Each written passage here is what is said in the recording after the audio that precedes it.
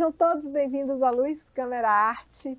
Estou aqui com uma pessoa muito especial para toda a nossa cidade, nossa região, Brasil. Também uma pessoa muito especial na minha vida, que é o escritor Ciro de Matos. Eu vou ler um pouquinho da biografia desse grande nome, Grapiúna, que a gente tem muito orgulho. Ele nasceu em Itabuna, sul da Bahia, onde reside até hoje, filho de Augusto José de Matos e Josefina Pereira de Matos. Publicou, gente, 54 livros, contos, romances, crônicas, ensaio, poesia, livros para jovens e criança. É também editado em Portugal, Itália, França, Espanha, Alemanha. Possui contos e poemas em dezenas de antologias no Brasil e no exterior. Primeiro doutor honoris causa da Universidade Estadual de Santa Cruz. Eu estava lá nesse dia, foi um dia belíssimo. Membro efetivo da Academia de Letras da Bahia, Academia de Letras de Ilhéus e Academia de Letras de Itabuna, minha querida Alita. Medalha Zumbi dos Palmares na Câmara de Vereadores de Salvador. E não para por aí. Conquistou o Prêmio Internacional de Literatura Maestrale Merengo d'Oro 2 vezes em Gênova, na Itália. Segundo lugar, o Internacional Jean Paul Mesta, da União Brasileira de Escritores. O Afonso Arino, na Academia Brasileira de Letras, o Grande Prêmio da Crítica da Associação Paulista de Críticos de Arte, o Nacional Pen Clube do Brasil, o Ribeiro Couto de Poesia, o Jorge Portugal, da FUNSEB, em 2021, e o conjunto de obras Academia de Letras da Bahia e Eletrogóis. 9 vezes primeiro lugar nos prêmios da União Brasileira de Escritores, no Rio, um dos 4 finalistas do concurso internacional da revista Plural, México, menção honrosa do Jabuti. Finalista 2 vezes, participou como convidado do Encontro Internacional de Poetas em Coimbra, Portugal, Encontro de Poetas Ibero-Americanos em Salamanca, na Espanha, Feira Internacional do Livro em Frankfurt, Alemanha, e Fliquinha, edição da Flica, Feira Literária Internacional do Recôncavo da Bahia, em Cachoeira. Casado com a professora Marisa, pai de 3 filhos, avô de 6 netos, e esse homem com essa biografia incrível, Ciro de Matos, está aqui hoje no programa Luz Câmera Arte. Chegou com esse livro belíssimo, Rafa, dá para mostrar?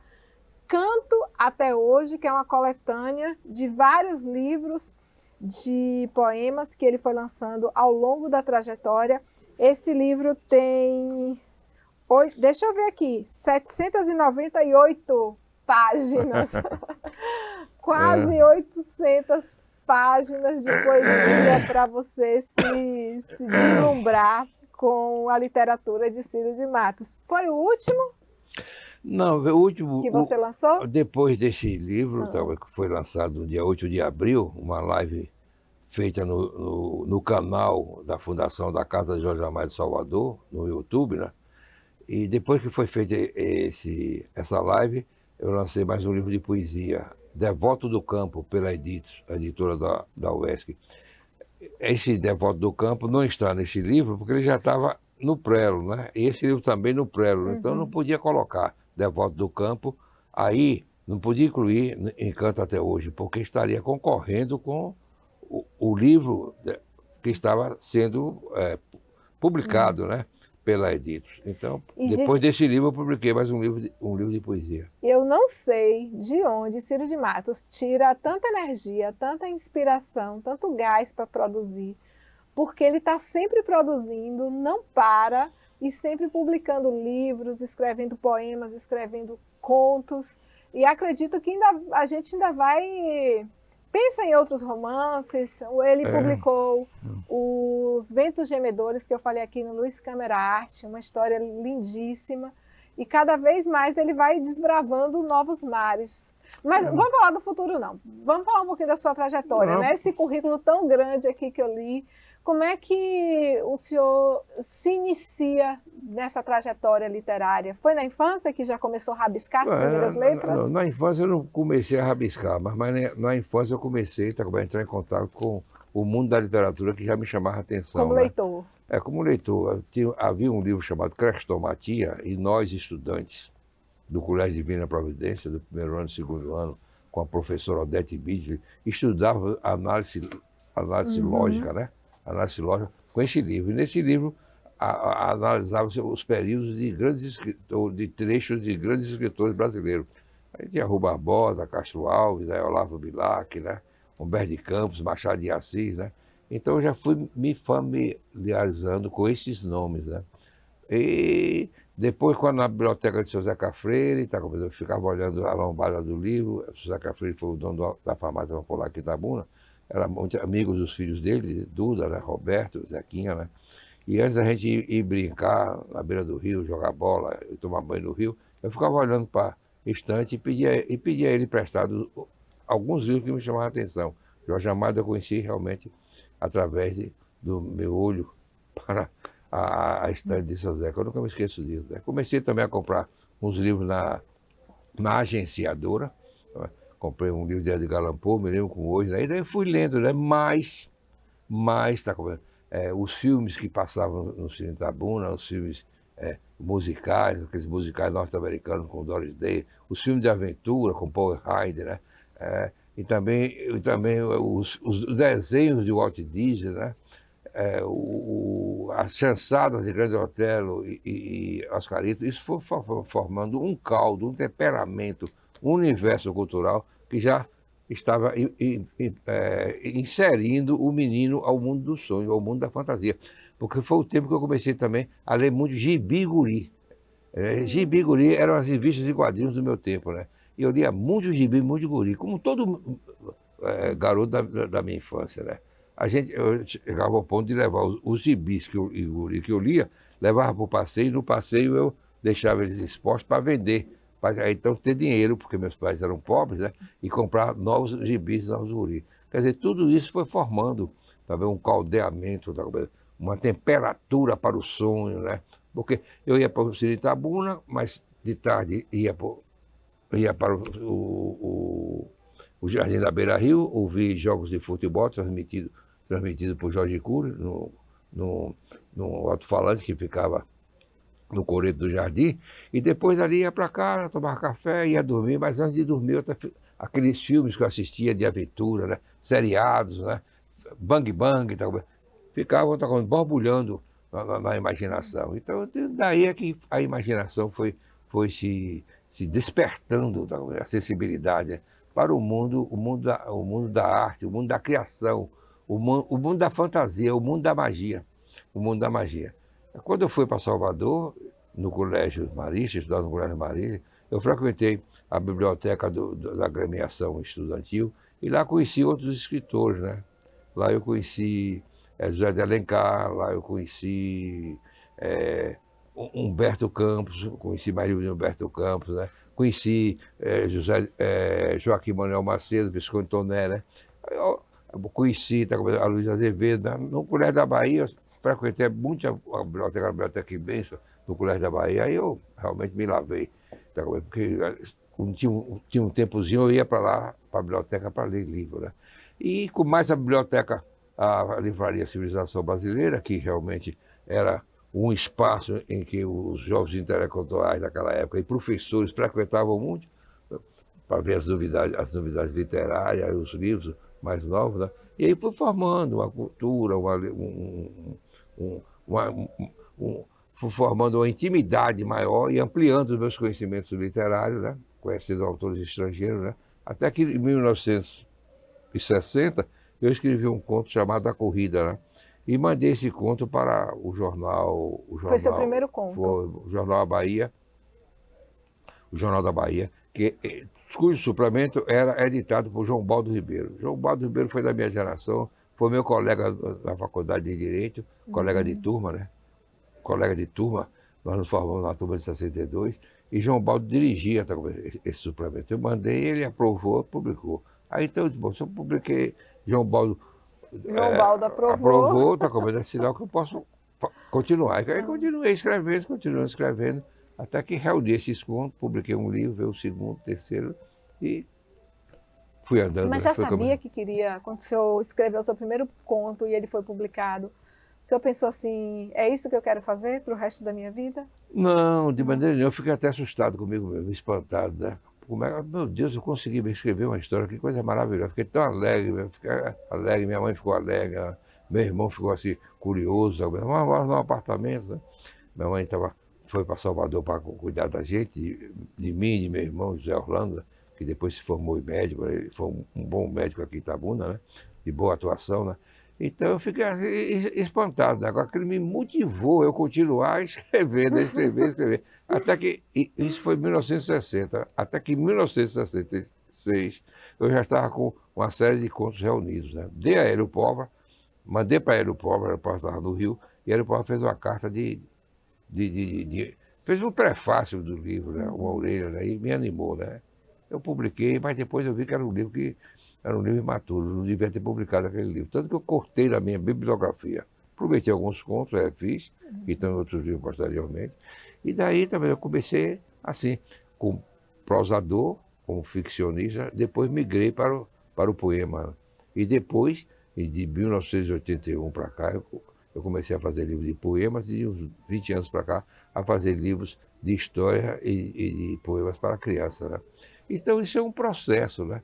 Eu nunca pensei, eu vou ser isso, como eu tinha um companheiro de geração, que ele era até daqui da região de Itajuípe, Marco Santa Rita, que ele queria ser romancista, e só queria ser romancista de livros de romances muito vastos, né?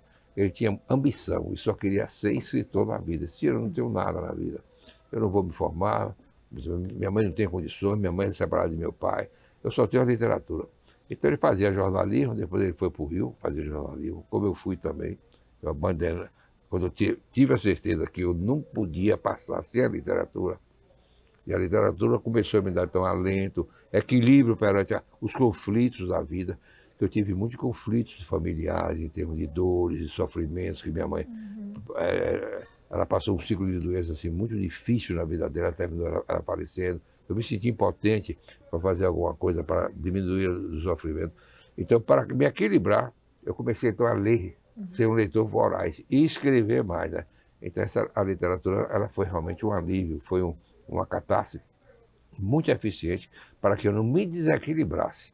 Porque chega um ponto que você passa a ter um momento crítico em sua vida, que se você realmente não for muito religioso, não tiver muito apego a Deus, não tiver uma formação religiosa, né? Ou, no meu caso, que eu tive uma formação religiosa, mas foi a literatura que me salvou. A literatura que me salvou. Daí, então, eu nunca mais me afastei da literatura. E até hoje continua sendo um oxigênio, né?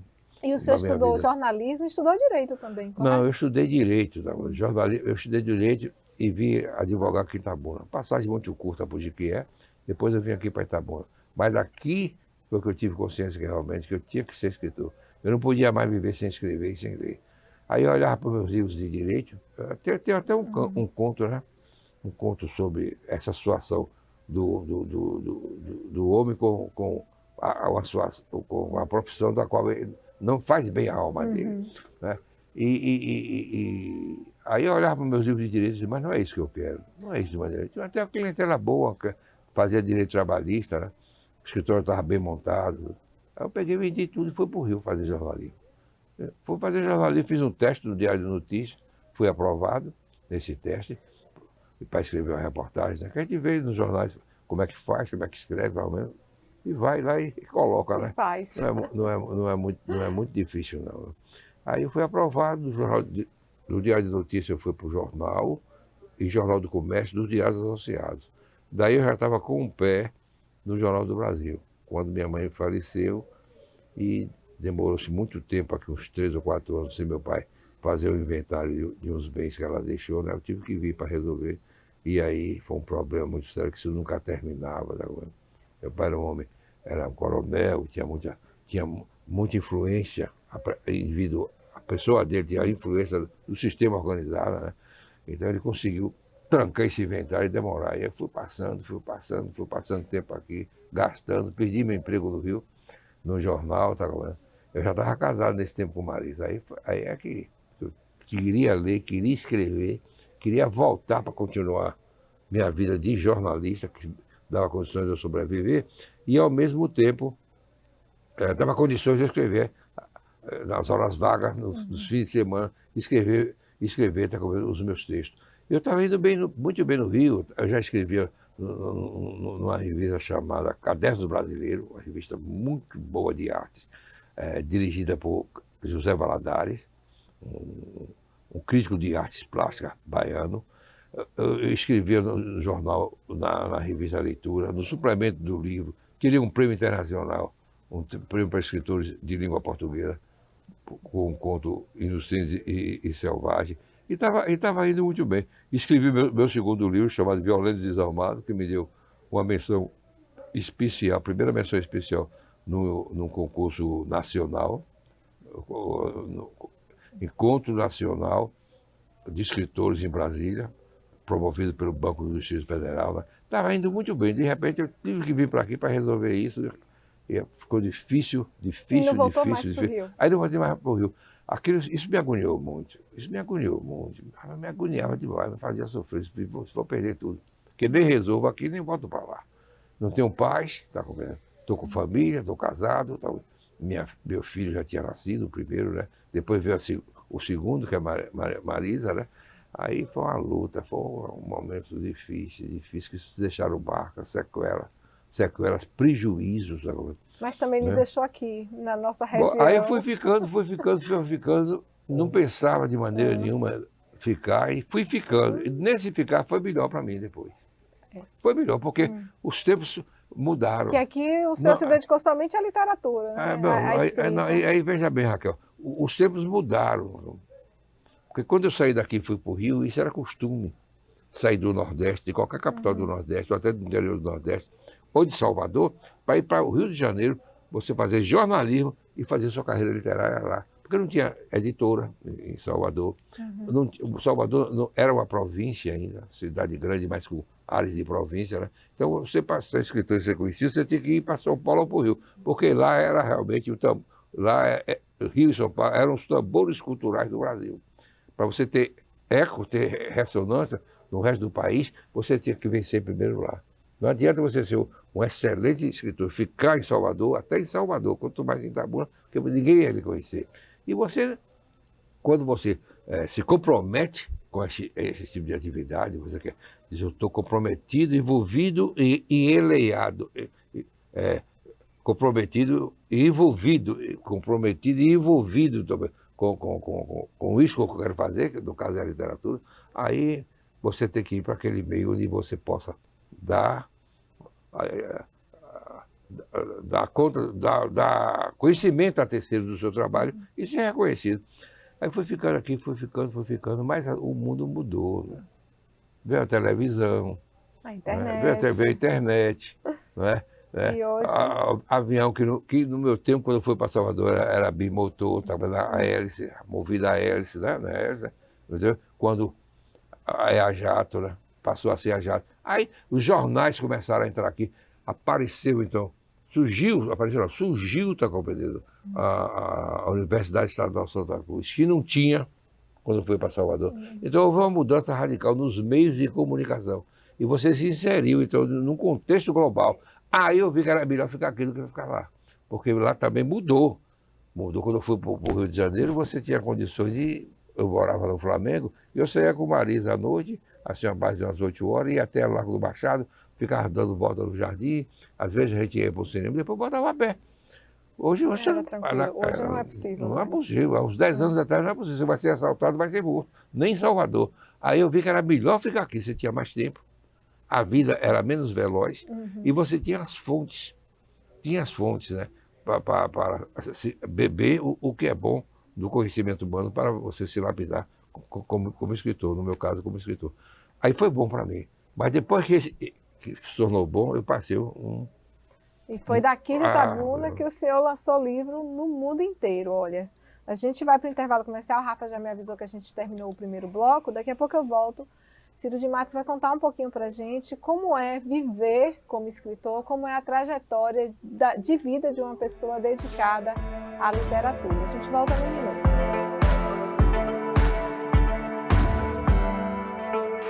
Voltamos com o segundo bloco do Luiz Câmara Arte. Estou com o escritor Ciro de Matos. Ele está contando um pouco da trajetória dele, no primeiro bloco, como ele começou como leitor, seu primeiro livro publicado. De lá para cá, 54 livros, um escritor traduzido em vários países do mundo. E como é viver de literatura, como é com 54 livros escritos? Deixa eu fazer uma pergunta que todo mundo quer fazer. É possível viver confortavelmente de literatura de maneira com nenhuma. 54 livros? Né? Não. Literatura é um sonho. Literatura é um sonho, é um sacerdócio, é um sacrifício. Se você atingir o padrão de um Jorge Amado ou de um Paulo Coelho, aí você vive confortavelmente. Mas são casos, são exceções. A regra é você se doar aquilo que é uma necessidade vital, aquilo que está comendo, que é o sangue que lhe alimenta, que alimenta você, tá comendo, e que você não pode viver sem fazer. Tá comendo. É isso, é um sacerdote, é uma entrega, tá comendo. É uma necessidade vital, é uma catarse, é uma liberação de sombras, de pesadelos. Tá, quer dizer, é uma coisa que você escreve, porque se você não escrever, você morre. Mas se você escrever, você morre também. Então, literatura, como diz Thomas Mann, é uma fatalidade. Né? É uma fatalidade. Eu diria que é um destino. Né? É um destino. É um destino. Eu não sei, eu não saberia ser de outra maneira como eu sou. Agora, ele traz muita inquietação, ele traz muito sofrimento, e também lhe traz prazer. Né?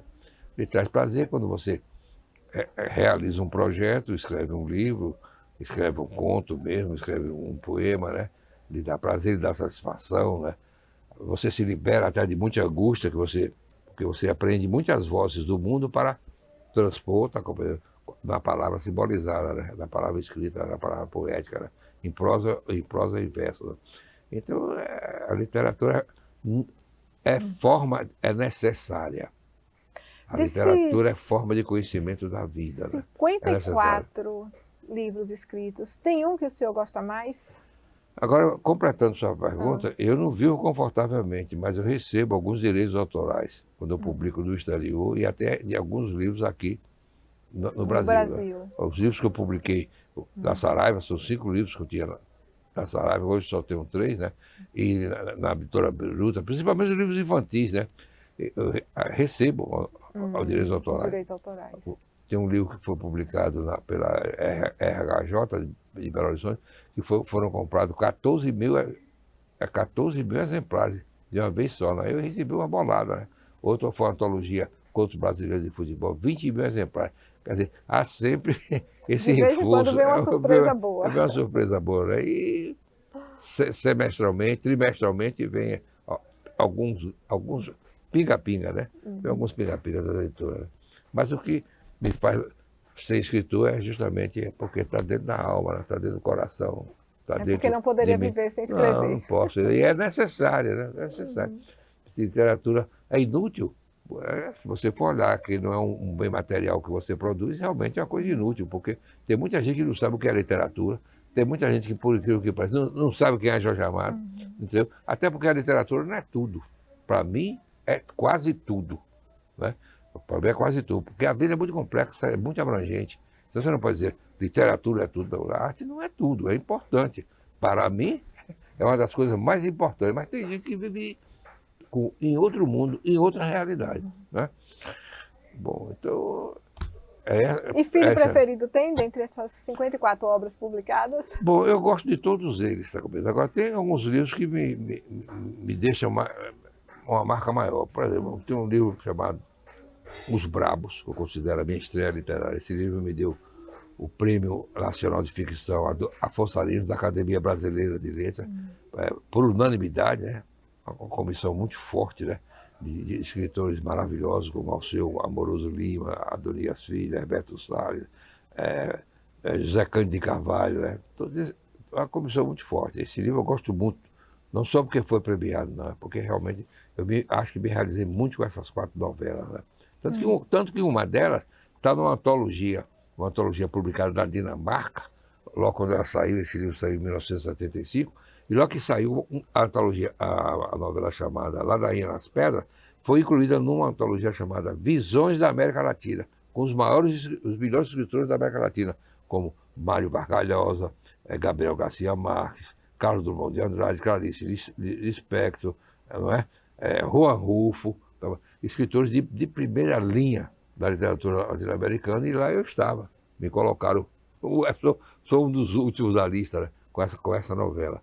Então eu gosto muito desse livro, Os Bravos. Gosto também de Cancioneiro do Cacau, que é justamente a história em verso, tá vendo? A história contada em poemas da nossa civilização, desde o início até a decadência com a lavoura de bucha, a vassoura de bruxa. Eu gosto também de 20 Poemas do Rio. Gosto de O Menino Camelô, que é um prêmio que me deu, que é um livro que me deu o prêmio da Associação Paulista dos Críticos de Arte. Eu gosto muito desse livro. Entre os 15 livros infantis que eu publiquei, esse é o livro que eu gosto. Talvez, é o que eu gosto mais, é ele, né? Gosto dos outros, mas gosto do Menino Camelô. Mas é assim, gosto do romance, o romance Os Ventos Gemedores, que é o meu primeiro romance, né? Então, é difícil. Gosto de 21 Poemas de Amor, que é um livro... Belíssimo, também já mostrei aqui na época do Bem Viver. Então, foi um livro que eu fiz para homenagear a minha união espiritual e física com a minha companheira Marisa, né? Então, a ilustração lindíssima. São belas, lindíssima. São belíssimas, de Isoleza Santos, né? Então, a gente tira assim, né? Tira de poesia, assim, A Cancioneira do Cacau, ficção, seriam esses dois livros, de novela de conto, infantil. É isso, né? E apesar, assim, de ser uma vida muito difícil, eu imagino que se você não tiver um plano B de vida, é muito complicado você viver sem ter uma estabilidade, sem saber exatamente qual vai ser a renda desse mês. E fora isso, ainda tem aquelas coisas da incompreensão, da inveja. E eu percebo muitas vezes, assim, a Espanha escrevendo notícias a seu respeito, né? As pessoas lá de fora ali enaltecendo tanto. E às vezes as pessoas da própria cidade meio que tem essa coisa de quando a gente elogia o outro, muitas vezes as pessoas acham que estão se diminuindo. Então é muito difícil, assim, conforme seu nome vai ganhando um peso e o senhor vai ficando conhecida, também desperta essa parte de um pouco da inveja. E fora isso, são horas e horas e noites. Ciro de Matos é da noite, é da madrugada, ele escreve muito durante a noite. Então, assim, também essa questão também acaba afetando um pouco a saúde. Então, eu acredito realmente que é muito prazerosa, mas também é muito espinhosa você se dedicar à literatura. Mas minha pergunta, faria tudo de novo? Volta no tempo lá, menino com o gibi na calçada, no dia que você falou, vou escrever um conto, vou mandar para publicar. Faria tudo novamente? Eu faria. Bom, se eu seria escritor, gostaria de ser escritor, eu gostaria. Gostaria de ser escritor. Agora, a gente não pode retornar ao passado, mas se retornasse, a gente, eu não deixaria de fazer isso, faria isso, melhorava, né? Suas opções, seus caminhos, né? Mas seria escritor do mesmo jeito? Do mesmo jeito. Porque é isso que me alimenta, né? É isso que me dá sentido ao que é a vida, né? Né? Literatura, para mim, é uma forma de conhecimento da vida, que é fundamental como amanhecer, né? Não tem nada mais bonito que você sair do escuro, que é a noite, né? Que é o outro polo, que é o polo que esconde as coisas, as trevas, né? E depois você vê o sol irradiando, tá com luzes, tá com e cores e sons, tá com da manhã, né? Então, a literatura é isso. É isso, é luz. É luz. Né? É luz. É luz que nos ilumina, ilumina nós. É luz. E os livros de Ciro de Matos me emocionam muito.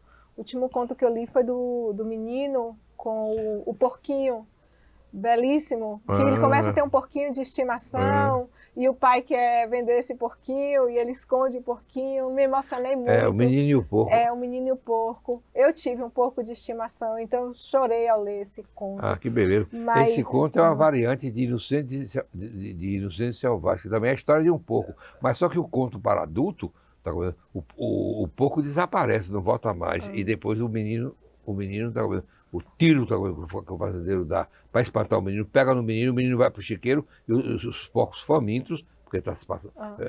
Estraçalho é um menino, mas nesse não. Nesse não, esse tem um final bonito. Final bonito, ele é leve, ele é juvenil, belíssimo, belíssimo, belíssimo, vale a pena ler. Não, então você veja, a compensação do escritor é ter um bom leitor, um leitor sensível, né, como é o seu caso, né? Eu dou com o maior prazer, com o maior carinho meus livros a você, oferta, né? Porque você é uma mulher inteligente, uma mulher sensível, valoriza o meu trabalho, né? Agora tem aquilo realmente, né? Tem muitas pessoas que fecham os olhos, não quer reconhecer o que você faz, porque sou fã. Na minha biblioteca tem uma prateleira especial dedicada ao escritor Ciro de Matos. E assim, que prazer ter o senhor aqui hoje contando um pouco da sua trajetória. Eu já vou deixar o convite para o senhor voltar, para a gente poder se aprofundar mais, porque a gente falou um pouquinho lá do início da sua trajetória, parte do Rio, jornalismo, mas acredito que tem tantas outras histórias que precisam ser contadas. A TVI também está com um projeto de fazer um documentário sobre Ciro de Matos, mas fora isso já fica o convite para o retorno aqui ao programa Luz Câmera Arte. Para mim será um prazer, estou sempre Sabe que eu sou sua fã, sou sua fã, sou sua leitora, sua amiga, e é um prazer enorme ter sua presença aqui hoje. Eu também, Raquel, eu tenho muita admiração por você. Tá? Você é uma pessoa muito sensível, muito talentosa, muito ética, tá? Uma pessoa leve, tá? Né? E a maneira como eu conheci você é uma coisa mágica, espetacular, né? Eu conheci Ciro de Matos através da obra dele, lendo um poema dele. Ele também me conheceu assistindo um filme meu. E é bom quando a gente conhece as pessoas através da obra, porque de alguma forma a obra tem um pouco das pessoas. Então, em cada poema, em cada conto que Ciro escreve, tem um pouco da essência dele. E quanto mais você vai lendo, mais você vai percebendo que ser humano incrível que é Ciro de Matos. Eu posso terminar lendo esse poema aqui? Pode, pronto, vamos terminar o Luz Câmera Arte. Pode sim. Pode. Então vamos lá. Canto até hoje, para Juarez Paraíso, que é o autor dessa capa lindíssima, tá vendo? É um artista plástico de altíssimo nível nas artes plásticas brasileiras. Canto até hoje. A poesia é um pássaro que canta em meu ouvido. De tal sorte encanta com suas cantigas pelo bico de sol e chuva, que, ao retornar sereno aos campos do eterno, deixa esses rumores de relva como sonho. Com eles, o coração bate-me nos olhos, o que pelo mundo de mais verde existe. Canto e plumagem, como música, inauguram-me onde a esperança vive. Ciro de Matos. Gratidão, Ciro de Matos. Vamos encerrar mais um Luz Câmera Arte. Lembre-se sempre, assista bons filmes, leia bons livros, ouça boa música, cuide do planeta, cuide da sua mente, do seu corpo, do seu coração. Acompanhe o Luz Câmera Arte, seja feliz todos os dias. Beijos.